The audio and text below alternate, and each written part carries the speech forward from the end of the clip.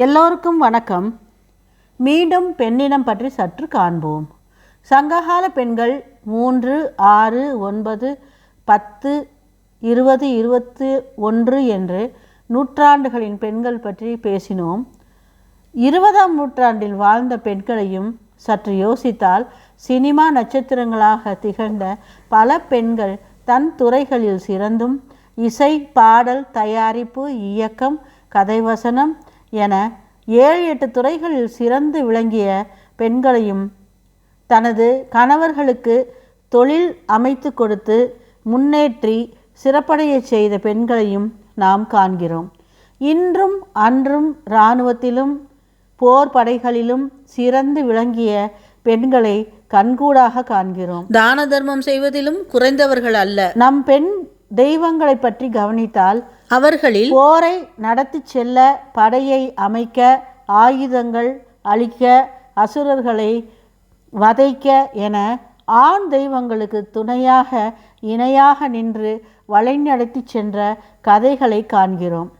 மகாபாரதம், இராமாயணம் போன்ற புராணங்களிலும் திரௌபதி மற்றும் சிகண்டி போன்றோரையும் சீதையின் துணிச்சலான பெண் துணிந்து நின்ற மன உறுதியையும் நம்மை பெருமை கொள்ளச் செய்வதோடு நமக்கு நம்பிக்கை என்ற ஆயுதத்தை நமக்குள் வைத்து வளர்த்து கொண்டு நாம் நமது வாழ்வை நடத்தி செல்ல நமக்கு பக்கபலமாக இருப்பதை உணர்கிறோம். காலத்தின் போக்கிற்கு ஏற்ப தினசரி நமக்கு ஏற்படும் சிக்கல்களை உறுதியான மனநிலையோடு நாம் எதிர்கொள்ள இப்பெண்களின் கதைகளும் திறமைகளும் நமக்கு பல வழிகளை எடுத்துக்காட்டி நம்மை உறுதி கொள்ளச் செய்கின்றன. பொதுவாக பெண்கள் என்றால் என்ன செய்ய முடியும்?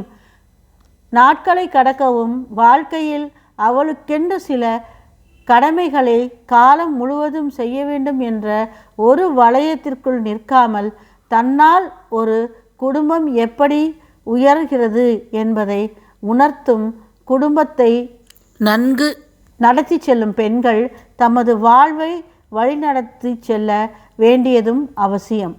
பெண்ணிடம் ஒவ்வொரு காலகட்டத்திலும் ஒவ்வொரு நிலைகளிலும் அவளுக்கென்று பல பொறுப்புகள் உள்ளன.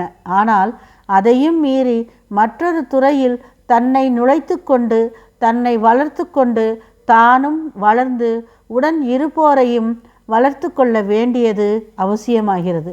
இன்றைய சமுதாயத்தில் ஆண்கள் பல வகைகளில் பெண்ணுக்கு உறுதுணையாக இருந்து வீட்டு பராமரிப்பு, குழந்தைகள் வளர்ப்பு என பல வேலைகளில் ஆண் துணை நிற்பது பெருமைப்பட வேண்டிய விஷயமாக இருக்கிறது. இன்றைய ஆண் மக்கள் சங்ககால ஆண்களைப் போல் பெண்கள் உயர துணை நிற்கிறார்கள். பெண் வீட்டின் பராமரிப்பில் இருந்து வந்தாலும் அவற்றிலும் பங்கெடுத்து துணை நிற்கின்றனர் என்பதில் ஐயமில்லை.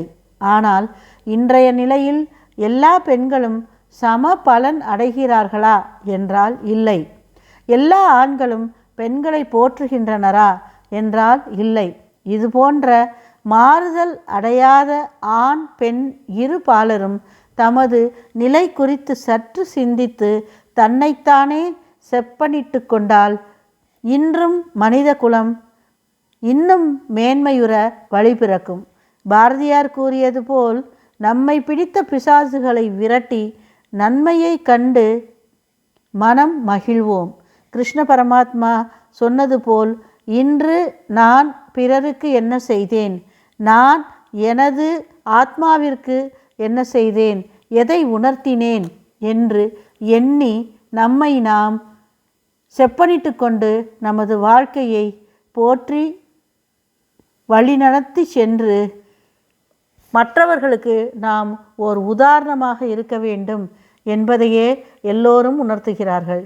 எனவே பெண்களாகிய நாம் இன்னும் பல காரியங்களை துணிந்து செயலாற்றி எல்லோருக்கும் நன்மையடை செய்து நாமும் நன்மையடைந்து நம்மை கண்டு எல்லோரும் வணங்கி வழிபடும் அளவிற்கு உயர்ந்த நிலையை அடைய ஒரு பெண் பல தியாகங்களை செய்ய வேண்டும் என்பது உண்மையே.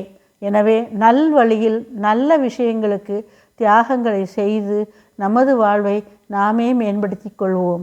நன்றி, வணக்கம். மீண்டும் சந்திப்போம்.